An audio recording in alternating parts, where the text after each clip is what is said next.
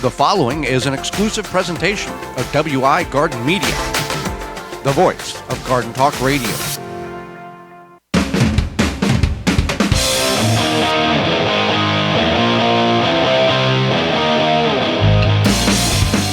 Coming up on the program today, we're going to discuss practical gardening, as well as good mulch and bad mulches.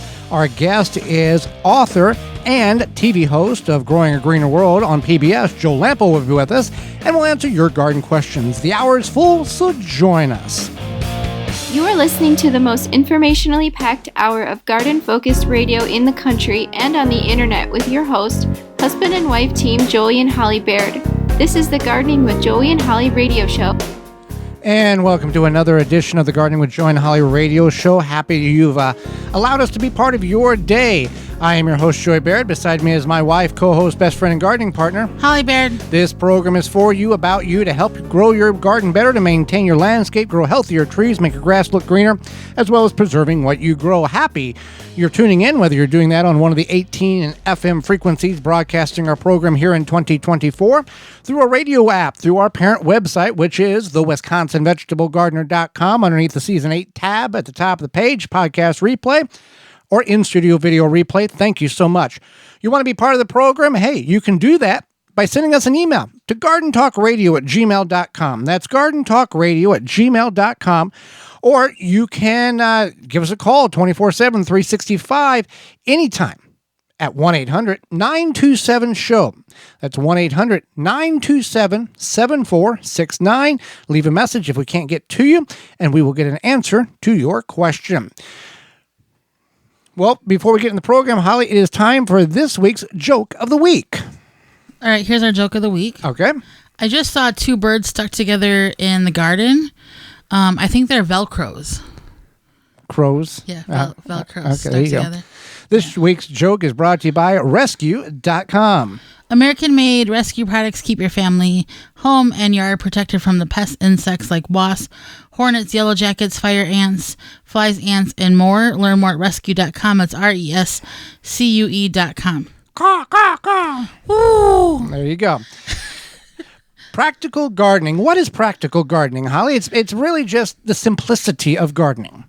Pretty much. That's what it is. It's like the bare bones, down to earth, down to nature, whatever you want to call it, gardening. Because we have overcomplicated the simplicity of what gardening should be. Yeah, there is some intertwined things of, if this happens, then you should do that, or maybe you should invest in a high quality fill in the blank in order to get longevity, that you're not replacing it every 6 months or every growing season. It's kind of like your great-grandparents or even your grandparents, depending on how old you are, gardening. So like this, well, they made good quality equipment back then. A shovel, a rake, a hoe that lasted. Well, I think if you invest properly, you can still have good equipment. Well, true. But the quality of some of the things in which used to be good is not so great anymore because of make it cheap, make it quick, make them buy again. The rebuying aspect of it. So place to garden. Basics of gardening.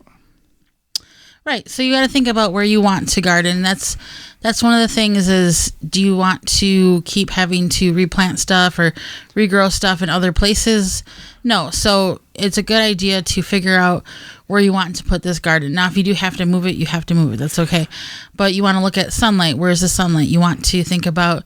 And for people who already have an established garden, this is practical, because if you want to expand or change things up, raised beds from a ground or addition to, let's say, straw bales or containers in other places on the property, these are information that you need to be aware of that you may already know of, but you're just not, I want to do it when I get it done. Oh, I should think about that before I do that. Right. Or is this a practical place to garden?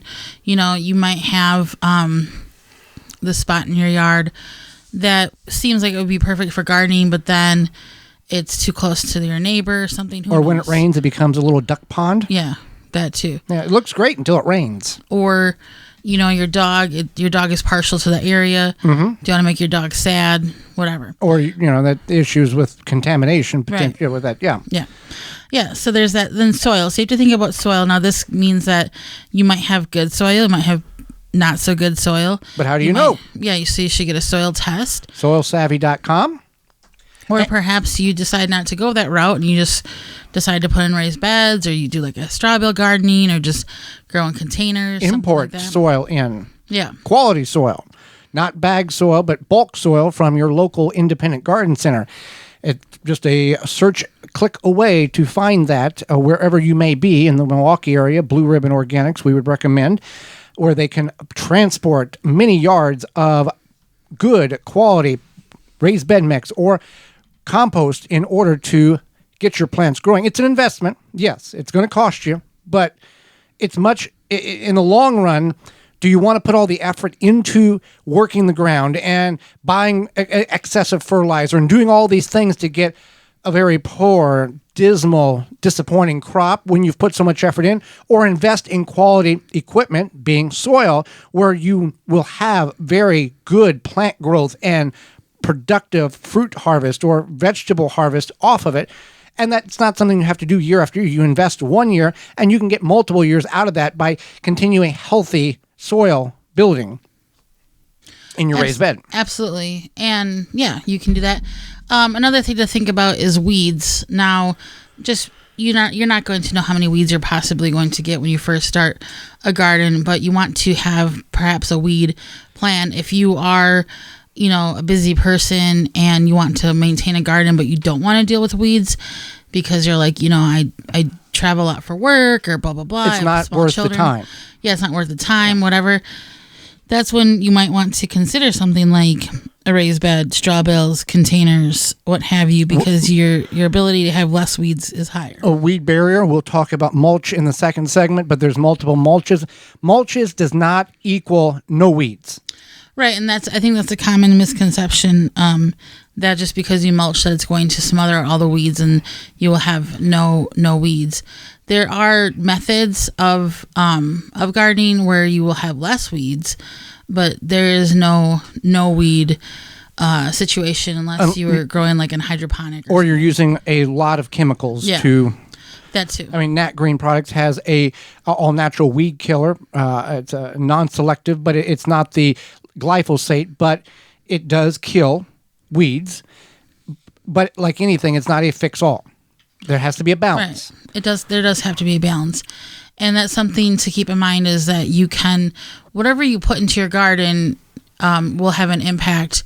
Some will have a negative impact more and some will have a positive impact more, but either way you're changing the chemistry and the ecosystem of what you're doing to your garden, for better or for worse. Practical gardening, basics of gardening, simplicity of gardening. We can throw in free items for gardening on that, and this is whatever you think it can work. And it's up to you whether you want it to be eye-pleasing or practical or a little bit of both. You can have the ugliest trellis in the world, but it can grow 55 pounds of cucumbers, and who the heck cares what it looks like? But if you're in a situation or you yourself chooses to have a more appealing look to your garden, then investment of specific products may be needed in order to get that look that you're wanting, in order to appease yourself or somebody else. And like an HOA. But a preacher once said that I was in attendance of, we buy things we don't need, we can't afford to impress people we don't like. So keep that in mind.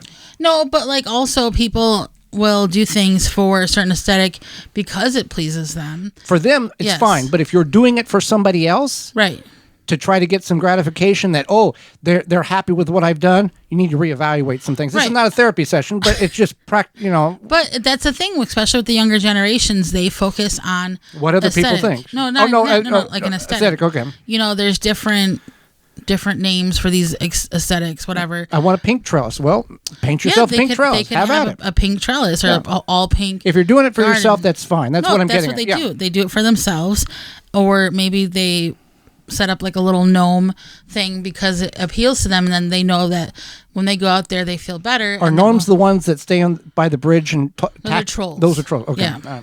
Anyway, let me get back to this explanation, especially because I'm sure we have some people who are like, I don't know what these young people are doing. So they focus on the aesthetic sometimes because it signals things in their brain like positivity, and so they're like a positive dopamine. Yeah. And so then they're like, you know what? I don't know if I like this task, but I have this cute little gnome here and a pink trellis, and a duck statue, and I'm going to go out into the garden and spend some time with them, and then it triggers that positive feeling in their brain, and then it associates it with gardening and pulling weeds. And it's been shown and proven that this is a positive thing. So if you're like, these young kids are crazy or they're just too much or whatever, it's actually science. Okay. Brain science. There you go. Yeah. Okay. So, if you're doing it for yourself, fine and dandy, have at it. But it's anything that you want to create, whether it's the chicken wire wrapped on the railing of a baby crib or a triangle trellis or a pyramid trellis that you've created with some logs that you've wrapped juke rope around and plants are crawling up that. Have at it. Just some random metal mesh you found on I've the side of seen the where road. people have taken and burnt, and do at your own discretion, burnt a box spring and then put fence post and put the box spring vertical and use that as... Didn't we do something like that? We used the bottom of a baby crib frame, crib. not the box spring itself. We did burn A Christmas tree, a pine tree. Yeah. That thing went up so fast. Yeah. Gives you appreciation of why... how dangerous it is to have it in your house. Absolutely. And then 100 years ago, to put live candles, real candles on the tree. That's nuts. Uh-huh. Yeah. Yeah. Those people, yeah. I'm glad we've grown from advanced? that. Advanced, yeah. Yeah, for sure. Well, advancing to a product or products from waltonsinc.com, it might be a good move as well. Yeah, we were brought to you today by Walton's Inc. We know you care about where your food comes from. Think about the meat, whether it be something where you need equipment, seasoning, supplies to make sausage. They also have meatgistics.com to help educate people on the hows and whys of meat processing, as well as a community of over 15,000 users who will help give their opinion and guidance on meat processing issues. And they have a full line of mixers, stuffers, sausage stuffers, everything but meat, the meat, seasonings. So waltonsinc.com, and if you use code GROW50 you can get 10% off your order of $50 or more. There you go. Make jerky, or if you just need seasonings for the barbecue grill, or in-house cooking, they have all of that. Hey, hang out with us. When we return, we'll be discussing good mulches and bad mulches. We talked a little bit about it, how it can help suppress weeds, not eliminate them. It's a very good thing to have in your garden for multiple reasons. You're tuned in to the Gardening with Joey and Holly radio show. Got a question for Joey and Holly? Send it via email anytime to gardentalkradio@gmail.com. Mantis tillers, the premium long-lasting gas-powered tillers, are the perfect solution for any garden. This Mantis machine is available with 2 or 4 cycle engines with a 19-inch or 16-inch tilling width. Your DIY companion in your garden and your lawn converts easily for edging, aerating, and more with optional attachments. Find details at mantis.com. Make hand watering easy and enjoyable with HoseLink retractable hose reels. No more tripping over hoses, kinks, tangles, and avoiding rolling the hose up. With an automatic retractable HoseLink saves you time and effort manually coiling up your hose, leaving your focus on the things that will bring you joy in your garden. Available in multiple colors and lengths, you'll be sure to find the retractable hose that works for you. To find out more and to buy online via hoselink.com, use coupon code RADIO10 for $10 discount, valid starting April 1st through May 31st. Soil Diva Liquid Microbe Stimulant Spray improves the health of your plants you work hard to grow, stimulates the natural enzymes, and increases beneficial soil bacteria. Go to soildiva.net. Soildiva.net. Protect your plants from damage with the 3-in-1 Plant Guard and Special Blend Fertilizer. Visit ivorganics.com. Use promo code RADIO10 to save 10% off your order. Rootmaker starts your plants off right and keeps them going through harvest. From their seed starting trays with an innovative design that air prunes the roots to their large variety of grow bags, 1 to 60 gallons. Their products will provide you the harvest you've never seen before. Visit rootmaker.com. Use coupon code ROOT24 to save 15% off your order at rootmaker.com. That coupon code is ROOT24 to save 15% off your order at rootmaker.com. Watering is the key to a healthy garden, but it can take up a lot of your time. Water less with Soil Moist. Grow beautiful plants with less water. Soil moist polymers reduce your plant's watering by 50%, reduce transplant shock and soil compaction, and are effective in your soil for 3 to 5 years. It is an effective watering management aid that is ideal for internal and external plantings, such as trees, shrubs, containers, baskets, flower beds, vegetables, and turf. Soil Moist acts as a form of insurance for your plants and is environmentally friendly. It is easy to apply at the time of planting or transplanting. Spend more time doing what you enjoy and let Soil Moist work smarter for you. Bolster your plant's nutrient and water uptake with Soil Moist. Enhance microbial and plant growth. No need to spend extra time worrying about watering your plants. Easy to follow instructions right on the label. To find where to purchase and to see all their products, contact your local garden center or visit soilmoist.com. Jung Seed Company is a family-owned and operated seed company since 1907 with the largest selection of seeds and plants online. Use coupon code 10TG24 to save 10% off your order at jungseed.com. That coupon code is 10TG24 at jungseed.com for 10% off.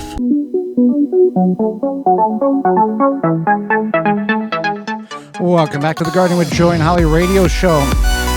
Happy you've taken time out of your day to allow us to be part of it. We're going to get into good and bad mulches, but first, a word from our good friends from Honey Bee Healthy. Since 2000, Honey Bee Healthy Inc. has helped beekeepers maintain healthy and thriving hives. Attracting pollinators to your garden this year is as simple as hanging a hummingbird feeder with a mixture of sugar, water, and Honey Bee Healthy Original. Don't be alarmed if you see birds, bees, and butterflies dining together. That's what you want. Feeder. Yes. Pollinators coexist peacefully.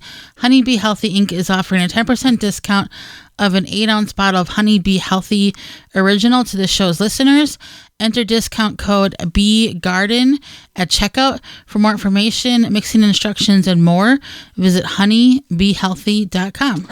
Besides the word free for gardeners, I think mulch is a secondary word that is used about as much as free. Mulch is important for a variety of different reasons. Wouldn't like seeds be one? Work with me here. Okay, fine. Work with me. Mulch has a multiple of advantages to your garden. There is good mulches and there are bad mulches. Mulches, let's go over some of the good reasons. They suppress the weeds. They don't eliminate them. What suppression means is they reduce some of the weeds that would come up if the soil was bare. When you put mulch over top of it, it reduces the plants don't have the sunlight and the photosynthesis required. And it does smother out some of those weeds.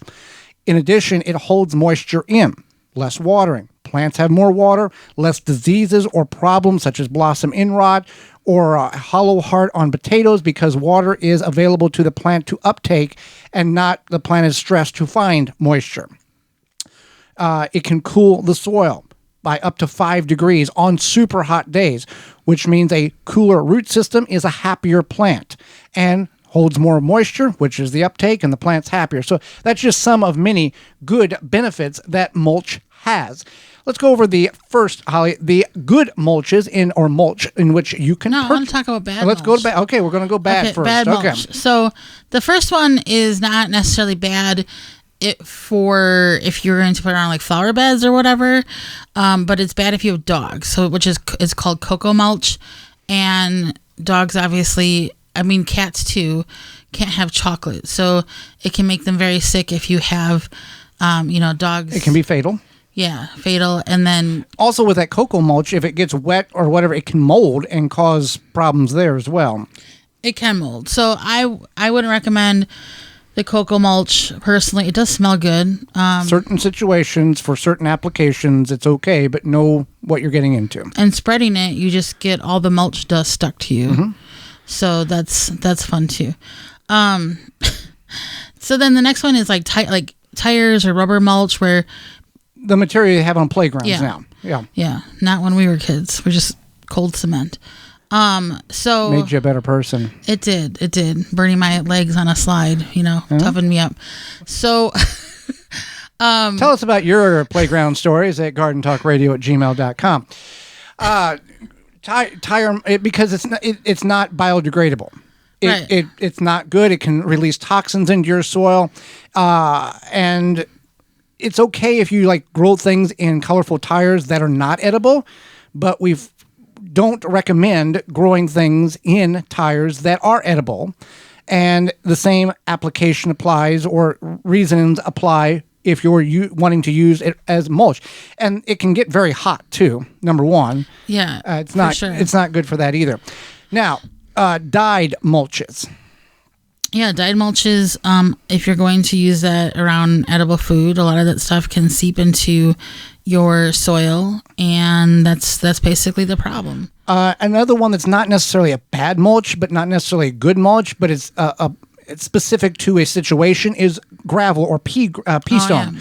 Yeah. Really good around decorative areas, rose bushes, that type of thing.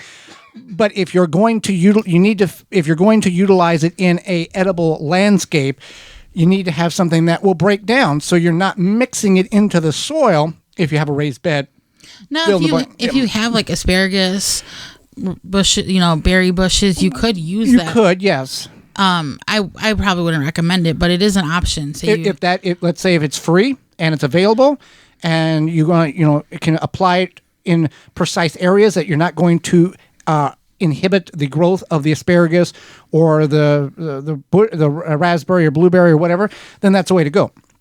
So, also bad mulches, it's any mulch that you don't know the source of. There are municipalities in which you can get wood chips or you can get free mulch, fill in the blank. It's a pile, you don't know what's in it, you go and pick it up, and the wood chips are just ground up everything. Black walnut to pine trees to just shrubs to junk. And it could be, you don't know.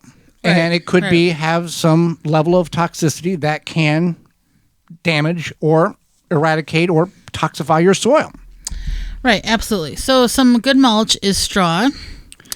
And so there's a difference between straw and hay. And you could use hay. Hay might have a lot of grass, seeds. Yeah, grass seeds. So we would recommend using straw versus hay. Now, there is the whole conversation of, is the straw organic? Has it been sprayed with something? Again, know the source, ask the questions, because every situation is very different to whether or not it will work. Right. And then leaves. Leaves are important because they can add nutrients. They will add nutrients back to your soil. Obviously, they're pretty free. They are free. If you stockpile them, and you may not have any now. Yeah. You could stockpile them, but that is an option. Especially in the fall, you can, really layer up your garden bed, and they can just make a giant pile in the back corner. Absolutely. And use them through as you need them. Chemical-free, seed-free grass clippings. What does that mean, Holly? It means that if you yourself hire somebody to come to your house and spray something onto your grass that's a chemical like weed and feed. Yeah, something like that. And then the grass grows and you're like, I'm going to use these grass clippings as mulch. That's a problem. And you don't have to do this. People's been conditioned to go, it's spring. We got to go buy that turf builder that has all that stuff in it to make the grass really green. That turf builder has, in most cases, a persistent herbicide, which is 2,4-D, which is a broadleaf chemical that will kill anything broadleaf, your dandelions, your lamb's quarter. And in the garden, you have all kinds of broadleaf. You got beans, you got eggplants, you got all that. I think we should talk about this. How it's almost May, yes, or soon. There's no mow May, where you don't mow your grass because of the pollinators and dandelions and other what you might consider weeds feeds those pollinators. So a lot of people will not mow their grass in May. Now, if you think that's crazy, you couldn't stand it. A lot of times people will not mow like a large patch, and that's an option as well. So just something to think about. Shredded paper may not be eye appealing, but it does work quite well, and you can get rid of all those bills and junk that you have. Now, some people will advise don't use the glossy paper or the envelopes that have the clear plastic. Others will say everything goes in the shredder, everything goes in the garden. The level of toxification that we come encounter with every day is not in comparison to what little bit might be in the garden soil because of a couple pieces of fine plastic or the gloss. All the ink is soy-based now. It's not a chemical-based, so you can get rid of a lot of stuff, or you can just mix it in your compost pile, too. and it will dissipate, or your compost bin, your aero bin. You can throw it all in there at correct ratios and turn it into compost. Pine needles also is a form of great mulch. It is not going to make your soil acidic. True, on the pH scale, it is acidic on the tree, but by the time it breaks down in your garden, it has neutralized, and you don't have to worry about in the time frame of the breaking down process, it's not going to acidify your garden. You can also include that into your compost bin, about 10% of the volume for pine needles. There you go. So pine needles definitely is something that you can use, and we would recommend it. One that we didn't touch on is sand. Some people will try to use sand as mulch. In a container, it can work. But again, you don't want to do this in a large application because you're going to mix it in the soil. And if you get too much sand in your compost or in your raised beds, it's going to become too porous and you're not going to be able to retain moisture for your plants to grow. If you're in a container, and we've got a couple of videos on this on the website, that we put about an inch of sand around the top of the container. I don't have a clue what we were growing at that point. But the benefit is when you go to the beach, the top of the sand is dry, but you scoot back about 2 or 3 inches. What's there? Moist, wet sand. So it can hold moisture. Is it practical? Probably not. Is it fun to experiment with the kids or the grandkids? Absolutely. But if you are going to get sand from a local beach, do it at your own risk, probably at night, and you can take it home and play with the experiment of growing it in or using it as a mulch in a container. Or, during the middle of the weekday. Yeah. And 7 o'clock on a Monday morning, not too many people's at the beach. Not that I have ever done that. Wood bark. Yeah, this was your suggestion, the thinly shredded wood bark. Yeah, thinly shredded wood bark, natural, can be good in the application of a permanent or perennial bed. Tulips, raspberries, asparagus, fill in the blank, flower bed. This will work very well. When you get into when you get the wood mulch that is big chunks, almost like kindling or splits, when you're trying to start a fire, that would be ideal, but not to utilize in the garden because you do want some porous. You want the wood chips not to be a solid mat, and you do want them to over time break down, and you need to reapply the wood chips every 2 or 3 years as it breaks down and feeds the soil. You get big chunks, they're never going to break down. No, one thing we didn't talk about was weed barrier or weed cloth. The plastic, whatever you want to call it. Yeah. Which we will be experimenting with this year. It is a synthetic material, is not biodegradable. They do make biodegradable weed barrier, but ours is not.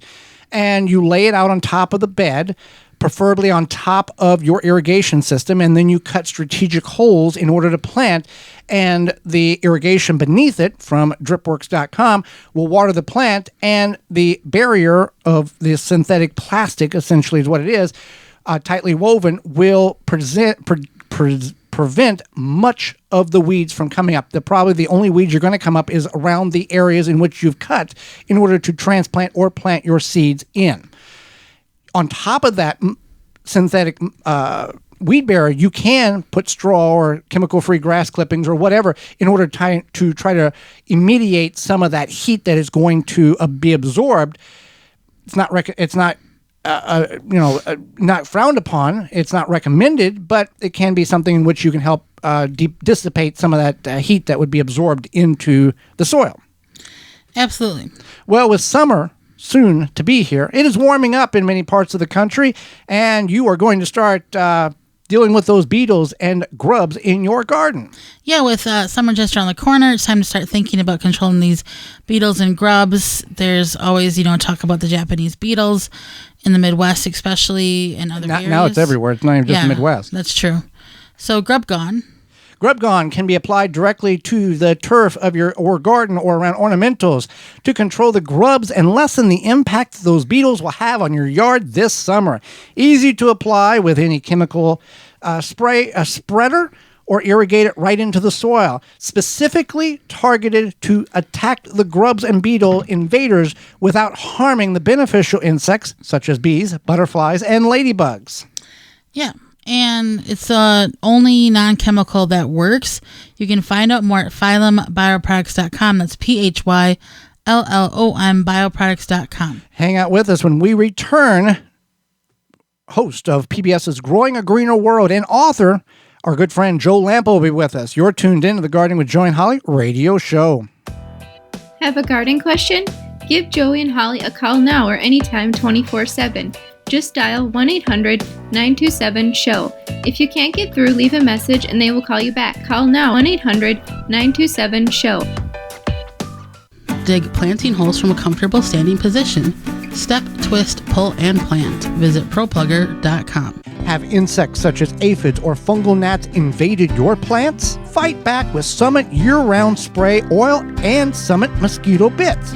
Organic Summit Year-Round Spray Oil kills insect pests on indoor and outdoor plants. All natural mosquito bits kill fungal gnats larvae in container plants. Both products are harmless to people, plants, and wildlife. Summit Year-Round Spray Oil and Summit Mosquito Bit are available at garden centers, hardware stores, and at SummitResponsibleSolutions.com. Garden like a pro in 3 easy steps and receive customized fertilizer recommendations for your garden or lawn.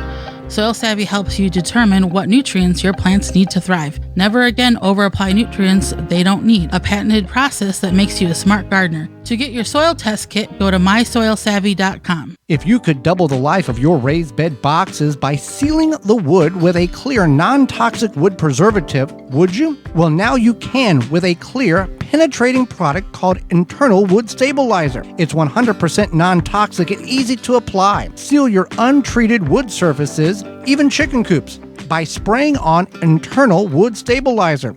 It's invisible, seals the wood from the inside out, and never wears off. Recommended by organic gardening experts. Internal Wood Stabilizer. Check it out at timberprocoatingsusa.com. Transform your exterior wood surfaces with Rubio Monocoat's new Duro Grit. Say goodbye to multiple coats thanks to Duro Grit's incredible patented one-layer technology. Enjoy vibrant, durable color that won't peel or flake even in the harshest conditions. Rubio Monocoat Duro Grit is tomorrow's UV protection for exterior wood. Learn more at RubioMonocoatUSA.com. Use code JOEY for 10% off. That's RubioMonoCoatUSA.com.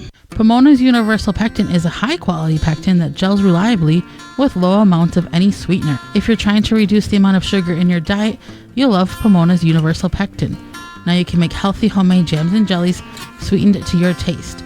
You can use sugar or honey to sweeten. Pomona's Universal Pectin keeps indefinitely when stored in an airtight container.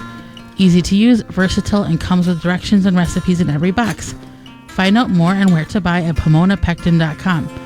Also available at natural food stores and online. Water the right amount for the right time with the soaker hose from Eaton Brothers. Soaker hose is one of the best ways to water without drowning your plants. And with a timer, it becomes a set it and forget it way to keep your plants healthy and happy. Soaker hose is designed to work at low pressure, seeping water slowly and steadily over the course of 15 to 20 minutes so the water can percolate the soil and get to the roots. Designed and manufactured to be lead-free, so no harmful chemicals or odors are added to your water supply. Visit EatonBrothers.com for more information and to buy. Straw bale gardening is all the rage. Get your bales started easily with the Bale Buster Straw Bale Conditioning Formula. This is the only product that has been specifically formulated for use in straw bale gardening. Each unit contains 250 million colony-forming units of trichoderma, fungi, and Bacillus bacteria. In addition to the fertilizer itself, produces fantastic results with a bountiful production of vegetable crops. Start with the best to get the best, traditional or organic formula.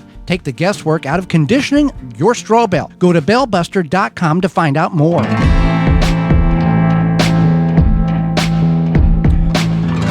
Welcome back to the Garden with Joy and Holly radio show. Thank you for being with us today. Holly, let's go to the hotline and bring in our guest.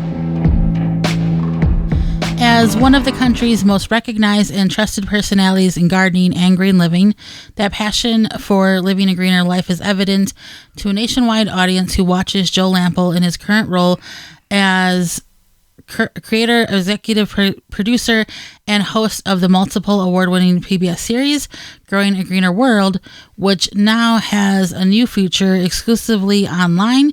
He is also an author, blogger, and more. Welcome to the program, Joe. Hey, Holly. Hey, Joey. Nice to be here. Well, thank you for making a return to the program. We're always happy when you're able to etch out a little time for us on our show. And I'll start with this. Many people have trees on their property, and can tree trimming still be done now as we get into the warmer portions of the year, or have we missed that window and we're going to do more damage if we say, I really want that limb and I cut it? Yeah, you can do it now. The worst time to prune a tree is when it's we're coming into fall and things are starting to go dormant. But if you were to make a cut then, and then you had some warm weather come into play, it might trick the tree into thinking that it's time to, put on new growth, as it happens as we come into spring. But in the fall, it really is the weather that's coming is colder. And so that new growth can be nipped back, and that can cause open wounds and opportunities for improper healing or pest and disease issues that may work their way in. So there's far greater risk to a tree if you were to prune late in the season than at this time of year when everything is really gearing up for new growth. It's fine to make a cut now, whether you're making a healing cut or you're taking out a diseased limb or you're trying to reduce the size. Now, just keep in mind, when you make a cut, oftentimes that does stimulate new growth. So if that's what you want, this would be a great time to make that cut. So just be mindful of what the purpose behind why you're making that cut as you think about the timing of it. What is a common mistake, or one of the most frequent mistakes you see people make when trimming trees? I don't have to think about this one for a second before I answer it. It's tree topping. It's butchering the tree, basically. Now, done properly, I mean, it's been an ancient practice in Europe forever with pollarding and other ways to cut a tree. But here, we don't do it the right way. Not that there really is a right way. We just do it the wrong way. And we just take a beautiful hardwood tree and we give it a haircut right across, straight across. And then what happens is that tree just realizes it lost a massive amount of its biomass, which produces the photosynthesis to provide the energy from the sun to feed itself. And now it's gone. So the first things that it does, it sends out these suckers or these water sprouts that are weakly joined to the main part of the tree, but they have to grow rapidly and produce new leaves and branches in order to send out new opportunities to photosynthesize. And the funny thing, the irony is that people oftentimes top their trees because they think it's a way to improve the safety of a potential branch that may someday fall on their house because Johnny Chainsaw came around in his pickup truck and said, Mrs. Jones, it's time to top your trees because you don't want those falling on your house, do you? So there's that fear. But what happens is when Johnny Chainsaw makes that cut and those water sprouts come up, those are so weakly attached to the main part of the branch, they're nowhere near as strong as the original branches. And now they are more likely to fall off in a windstorm or something like that and potentially land on the house. So you've got a recurring problem that probably causes the tree to get topped every year to remove those suckers. And then within about 3 years, the tree is typically dead because trees are not made to be topped like that. And they can't sustain themselves with that kind of abuse year after year. And within a few years, they give up the goat and they're done. And it's a pitiful sight to see a top tree that within a few years goes from this beautiful, massive oak tree, for example, to a dead stump in the yard. And Joey, if I had a nickel for every time I've seen that, I'd be a wealthy, wealthy man right now. But, the International Association of Arboriculture will tell you, you do not top a tree. It's wrong in every way. Now, this is not to be confused with removing a branch that is in risk of falling or is dead or diseased or dying or crossing or whatever. I mean, there are times where you do that, but that's appropriate. Topping just because you're afraid that someday a branch may fall or you want to reduce the size of a mature tree because it's too big, well, it's a shame that you planted a tree that was too big for that area anyway. So you would do proper thinning cuts, or you hire or consult with an arborist, pay them $100 for their time for an hour to give you good information, and then follow the advice of the arborist rather than, Johnny Chainsaw, who's showing up and just giving you this recommendation because they get paid when they make cuts on your tree. That's not the same who thing. may not be insured or licensed and just has a magnet Yeah. on the side of their truck. There you go. Yeah. Exactly. True. So we talk about killer compost every time you come on the show, but I feel it's always worth repeating. What is killer compost? And you had to deal with it personally. What happened? Yeah. So as gardeners, we have this love affair, as we should, with good aged rotted manure, because it's so rich in nutrients and nitrogen, and it's great for the garden. And it's always been a wonderful input into our soil.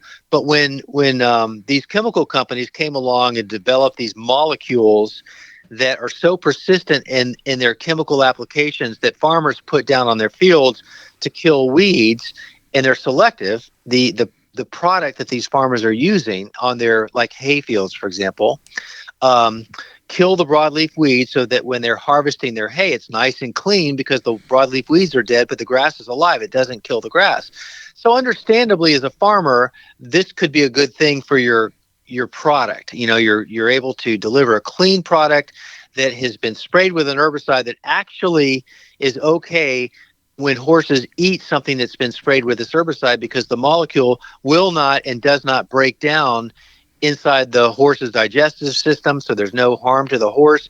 But that is the problem, because that molecule that kills the broadleaf weeds is still completely intact. It has 100% efficacy, which is the term applied to how effective it is, years or many, many months after it's been consumed by the horse, made it out the back end. The manure has been rotted and aged and sitting in a compost pile for a few years, and then a gardener comes along and gets it and puts it in their garden, only to find that because that molecule that was from that herbicide that was put on the field is still viable as an herbicide, it's now in the soil of the gardener, and it can kill many of the plants that a vegetable gardener especially would be having in their garden.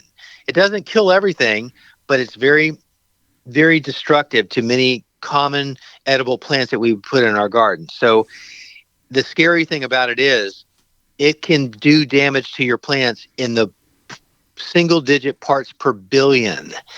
And so it doesn't take much of that stuff to really mess up your soil for a few years, as it did mine. And how did you revert back to, or how did you fix the problem once you saw what was going on? Yeah, there's really no fixing to that problem. You go on a company's website, like, I can't remember the manufacturers right now, so I'm not going to name a name, but most of them. But you go on their websites and you look up this stuff, and you find out that the only way to neutralize it or make it non-lethal is time, exposing it to UV light, air, and water. So in my case, the way I maybe accelerated it by about a year from what it would have been had I not done these things was I continued to turn my soil over and over and over through the year. I wasn't planting anything into it because there was no point in that.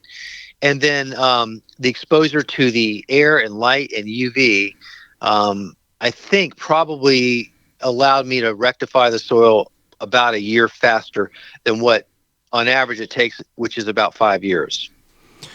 Understand. What is the biggest garden myth you see people do regardless even they may know it's not really working, and why is it so wrong that they're doing it? There's a lot of myths out there, and I was thinking about what's one that I can share that's not so offensive or controversial, but is science-based. And so I'm just going to go, as we're coming into the summer, we're coming into planting our holes for our tomato plants. A lot of us get blossom end rot, and that is that nasty blackish, brownish, rotting area at the flower, the bottom end of our tomatoes as they're coming out of the stem of the flower. And you look at that and you go, what is that? And that's blossom end rot. And it's a calcium deficiency in the soil, sort of. the reason why you get this blossom end rot is because the calcium isn't making it up into the plant sufficiently. And that's usually because of inconsistent watering. But forever, the anecdotal recommendation has been, just take your eggshells and throw them into the hole before you plant your tomato, and that'll cure blossom end rot.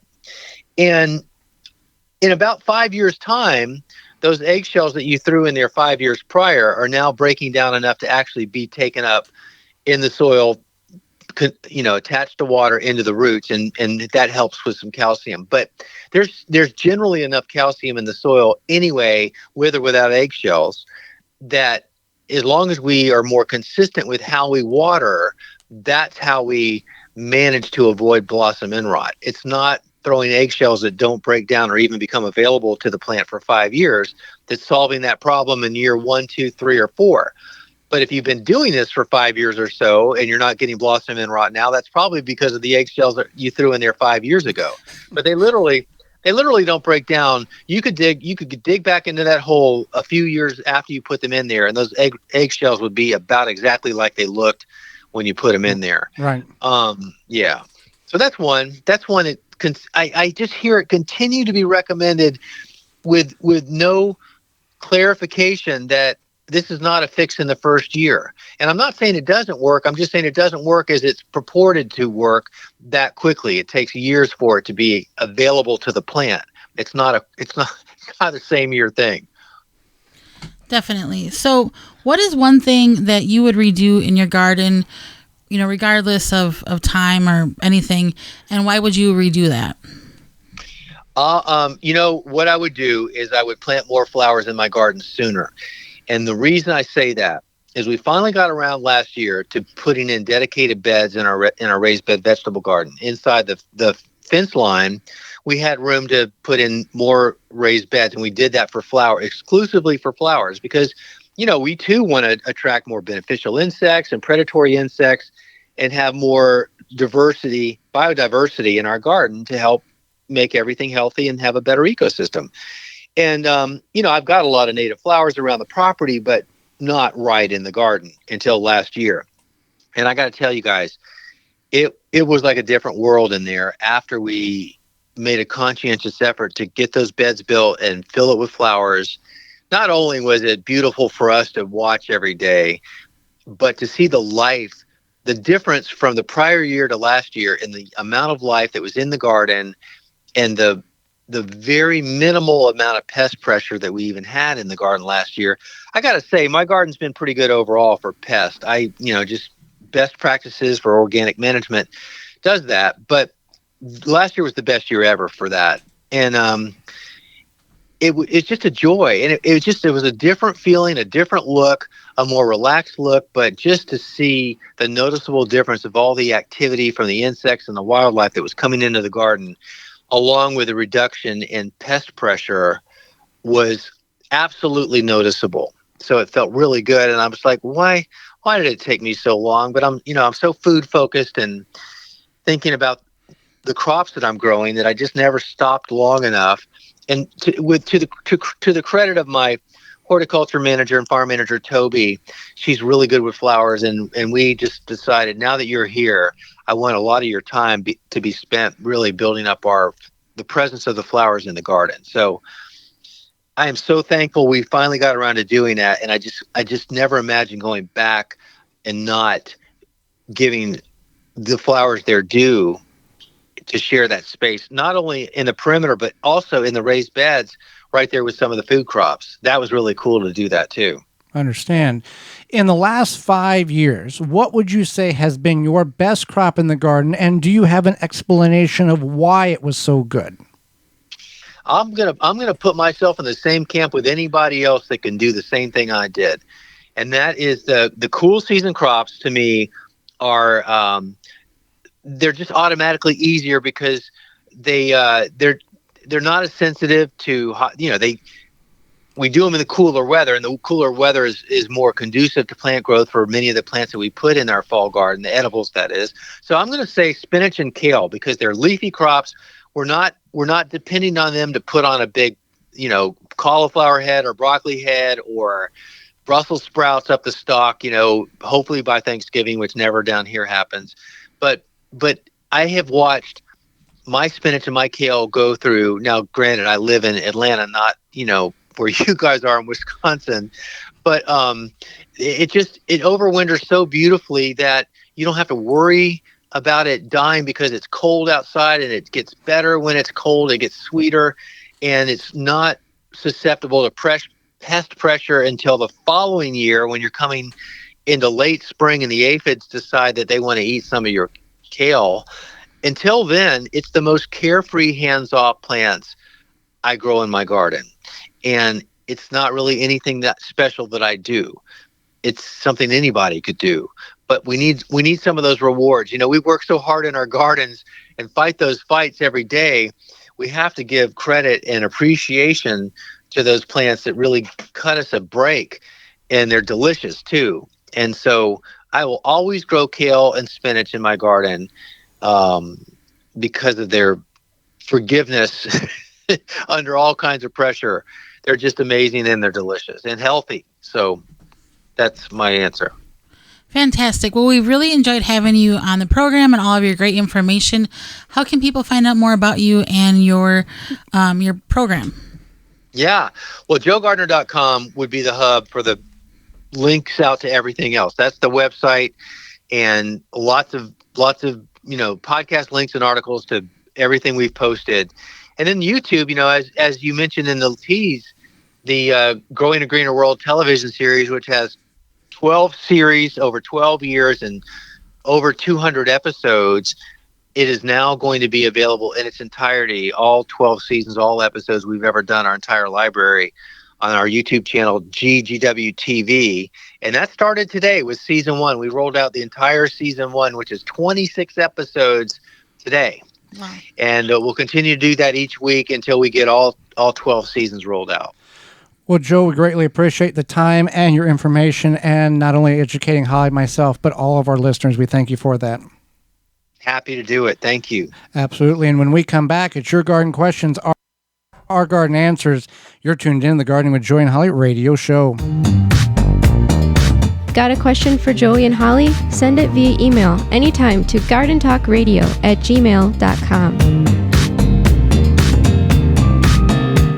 Deer Defeat is an all-natural based animal repellent to keep deer and rabbits away from your valuable plants that is odorless after 30 minutes and dries clear. It creates a continuous, invisible shield to protect your plants. Works for 30 days through rain, snow, and freeze. Will not clog your sprayer. Apply to your property without environmental damage. You can spray directly onto your plants up to flowering, then apply around your plants to continue protection. No need to reapply. Money back guarantee. To purchase, go to deerdefeat.com and use coupon code RADIO to save 10% off your order. Blue Ribbon Organics, providing locally made organic compost and soil blends for gardeners, farms, landscaping, and more. To find our products nearest you, visit blueribbonorganics.com. Happy 65th anniversary to David J. Frank, Southeastern Wisconsin's leading landscape company. Their award-winning services include everything from lawn care, landscape maintenance, design, construction, renovation, irrigation, sustainability, and more. Big or small, let the experts at David J. Frank handle the hard work for you. Find out more at davidjfrank.com. Are you bugged by bugs? You need Naturally Green Products No More Bugs, environmentally friendly. Made in the USA, No More Bugs is a cedar blend that repels and eliminates mosquitoes, no-see-ums, ticks, fleas, roaches, ants, and more. No More Bugs is safe for you, your pets, and plants. Available online at nomorebugs.net, Amazon, Walmart.com, and the Home Shopping Network. Take the guesswork out of composting with the AeroBin 400 or smaller 200 for easy composting. The AeroBin mimics how nature decomposes waste. The AeroBin is easy to use. You prepare your balanced organic waste, just open it up, drop it in, and close. After a short time, fertile compost is produced, which is easily accessed via the lower side door. The thermal insulation in the AeroBin conserves heat, leading to rapid breakdown of the biomass, and works efficiently year-round, even in cooler regions. There is no need to turn the biomass, and it is pet and rodent resistant. It has little odor and can kill annoying weeds and seeds. It is BPA-free. The AeroBin 400 or 200 comes with a reservoir at the bottom to collect the leachate, When diluted, makes for great compost tea liquid fertilizer. Aerobin composts kitchen and garden waste quickly. Easy to assemble with no special tools needed. The Aerobin makes composting rewarding and easy. Go to Costco.com to purchase. Make watering easy. DripWorks provides quality drip irrigation supplies and equipment to gardeners just like you for all your growing needs across the U.S. and Canada. Purchase online at dripworks.com. Wind River chimes will always be the inspiring harmony. With a large selection and customization options, you will find the sound that soothes you. Visit windriverchimes.com to shop and find out more.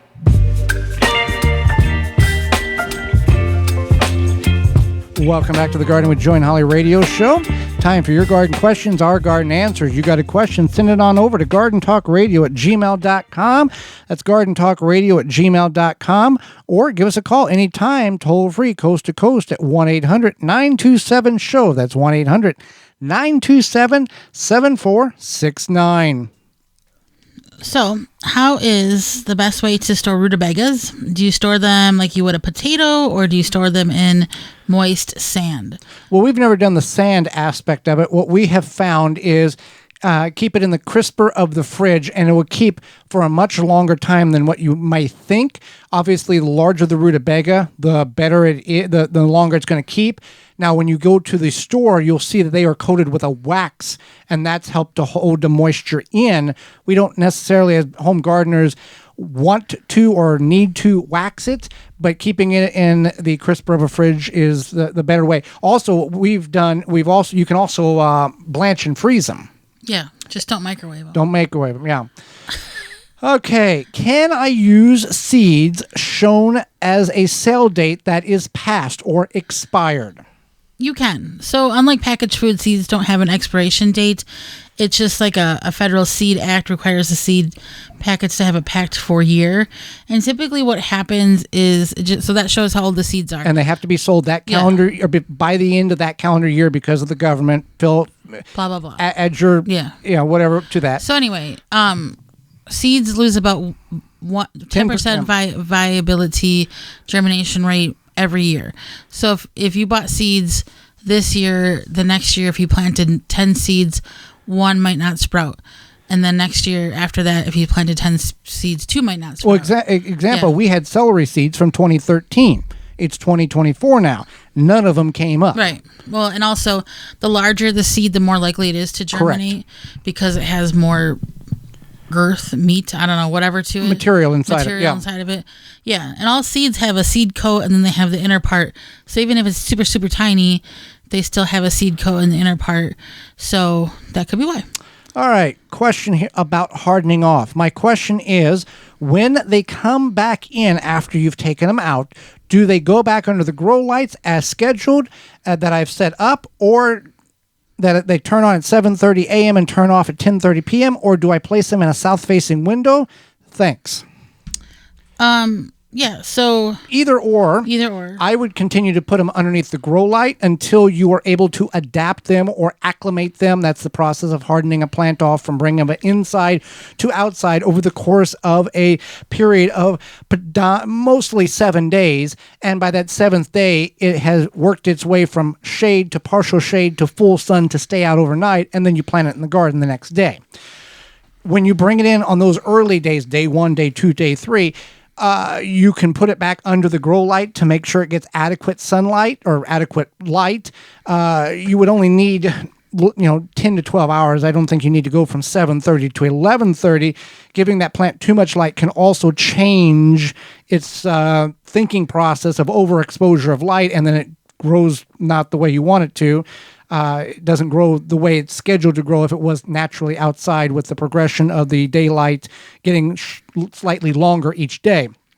So, but also putting in a south-facing window or a bright window, that's fine as well.